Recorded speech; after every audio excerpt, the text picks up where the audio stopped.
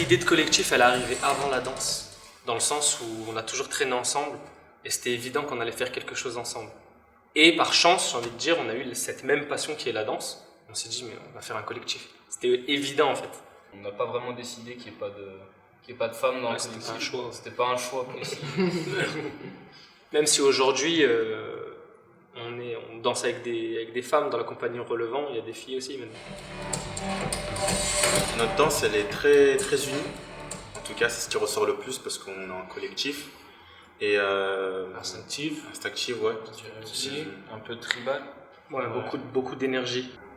Hip-hop aussi, parce qu'on est les danseurs la base. hip-hop, la base. Et des influences contemporaines, en danse contemporaine.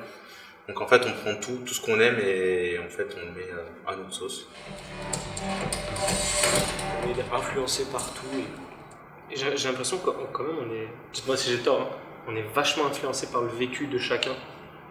À travers ce qu'on a vécu, des choses rien à voir avec la danse, le fait d'avoir grandi ici et là, en fait, on est inspiré par vraiment tout et n'importe quoi et surtout des uns des autres.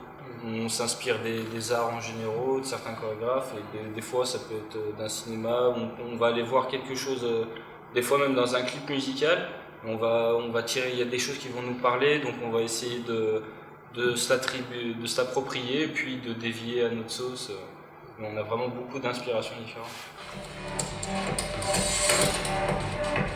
On avait des choses à revoir parce qu'on a eu notre première pour le festival Caravelle. Là, on a fait notre date le 14 octobre. Et du coup, on a eu nos retours, on a eu des choses où là, il faut travailler déjà entre nous, finalement sur scène avec des gens du public, ça passe pas très bien. Du coup, cette semaine, elle nous permet de faire toutes nos corrections, de revoir certaines choses, et elle arrive au meilleur moment. On est chanceux de pouvoir travailler en ce temps de confinement. Donc, on profite à fond de ce lieu, en fait, de ce lieu magnifique. C'est déjà un peu une bouffée d'air frais, j'ai envie de dire. Période de confinement, de pouvoir sortir, déjà de se retrouver entre nous et de continuer à travailler sur le projet qu'on a commencé. Et là, on a décidé de continuer puisqu'on a fait un format de 30 minutes sur le titre provisoire qui est l'art de l'inclusion. Et on continue la recherche sur ce format-là.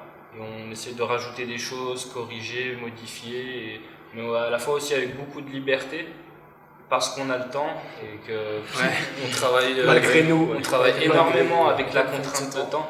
On se sent souvent pressé puisqu'on a une date, donc on ne peut pas prendre vraiment le temps de développer, d'aller au bout des choses.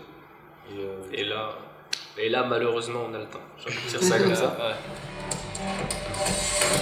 Là, actuellement, en tout cas, sur la pièce, on a un compositeur musical qui s'appelle Wilfried Labret. Big up à lui. Et du coup, en fait, on a travaillé pendant pas mal de temps avec lui sur des temps de résidence. Mais en tout cas, avec la musique, on a un rapport très important en fait. C'est vraiment essentiel à notre danse, en tout cas pour nous porter vraiment jusqu'à cet état qu'on arrive à atteindre sur scène, un peu de transe. Et en même temps, on ne dépend pas non plus de la musique. Des fois, on travaille sans, on commence à travailler sans et la musique arrive après. Ou des fois, on a la musique, on compose dessus, on est assez libre par rapport à ça. Ce qu'on aime, je pense, c'est des trucs assez simples, mais qui donnent envie à la personne en face de danser avec nous. Enfin, qu'il y ait cette connexion-là avec le mouvement, justement, dans la danse. Et je pense que c'est ce qu'on aime, en tout cas, quand on crée dans cette pièce. On a beaucoup de mouvements qui nous incitent justement déjà entre nous à être vachement connectés, mais aussi le public qui nous regarde, quoi. Et aussi raconter des choses et transmettre des émotions. S'exprimer. Premièrement, ouais. Être libre en fait, tout simplement. Le monde d'après, je dirais pour nous, mais peut-être plus pour moi. Donc je sais pas si ça rejoint vous les gars.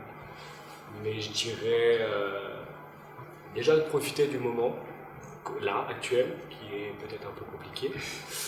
Et avoir de plus en plus de liberté, retrouver une totale liberté, j'ai envie de dire, même si on a une certaine liberté quand même, mais retrouver l'insouciance, l'insouciance passée.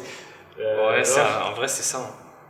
C'est ça, parce que moi, quand je m'imagine le monde d'après, c'est difficile d'être grave optimiste, ça va être le feu, ça va être trop bien. Mais j'ai quand même bon espoir. Et du coup, je me dis, t'as raison en fait, retrouver notre liberté qu'on avait avant, mais demain.